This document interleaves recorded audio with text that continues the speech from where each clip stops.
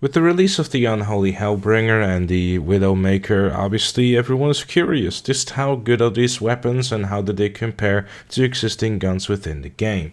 Now, right off the bat, let me just dive into this thing and show you just how good or bad these guns actually are. So starting off, I'm going to show you what the accuracy is between each weapons and also like the fire rate of every weapon as well. As a comparison for these weapons, I'm going to be using a Combat MG versus the Unholy Hellbringer and a Widowmaker versus the minigun. The Combat MG will have 0 attachments aside from an extended clip, which doesn't increase any damage or accuracy whatsoever. It just makes my life a little bit easier. Now, having said that, as you can see by the footage that's currently going on, you can see that the accuracy difference between the Unholy Hellbringer and the upgraded Combat MG is pretty significant. As you can see, the Unholy Hellbringer has a lot more vertical recoil than the Combat MG has. The Combat MG is basically more straight line up rather than the Unholy Hellbringer, which kind of goes all over the place.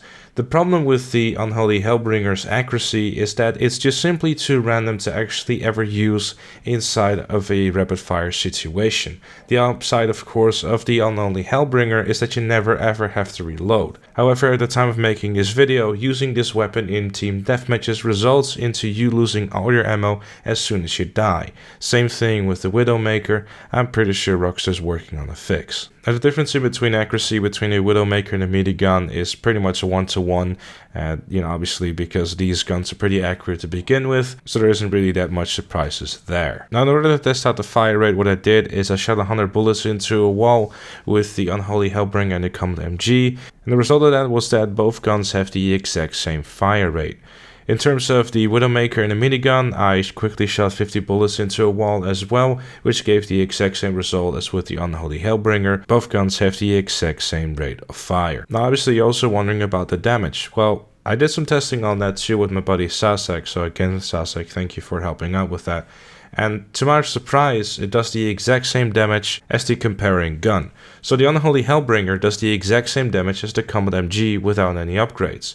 So does the Widowmaker as the minigun. Both the unupgraded Combat MG and the Unholy Hellbringer both take 8 shots to kill someone. The minigun and the Widowmaker both take about 12 shots to kill. That was a bit more difficult to measure because obviously the rate of fire on those things are just ridiculous. And just to have a quick comparison between the two, I decided to throw in the Special Carbine Mark II as well with the suppressor on it, and it took 11 shots. Now, the pure curiosity and the desperate find to find something actually redeeming about the Unholy Hellbringer, I decided to see if it actually had any difference to make when it comes to bulletproof helmets.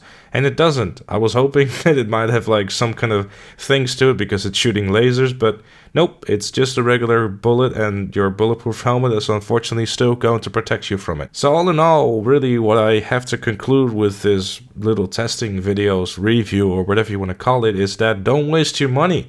It's $400,000 for each gun, and spending nearly $1 million on 2 guns which are essentially reskins and in the terms of an Unholy Hellbringer, a worse version of an existing gun which is only $11,000 and the minigun is only $43,000. And yes, I did look this up to make sure that this was right.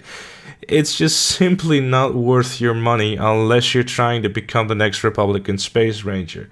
$400,000 for these guns is simply not worth your money. I've heard arguments of people saying, hey, this is actually a good thing because people who are rank 1 can now purchase themselves a minigun if they will want to. Yes, but I still wouldn't say yes to that at all. The main reason why I'm saying that is because for a Special Carbine you're paying like, 14 grand or something. That is immediately one of the best weapons inside of the game. You can also purchase yourself a homing launcher as well, which does the job just as well as a minigun. So does a Special Carbine. There's literally no reason to purchase these guns apart from, maybe a fun toy to play around. But the Unholy Hellbringer, for what I've played in team deathmatches last night, I did not have a good time with it. It's inaccurate, it's not fun to use, and obviously because it's GTA Online, headshots are king, but this thing is so inconsistent. I just really wanted to start using something else. I think I'd much rather use an SMG than use this thing because it is so extremely inaccurate.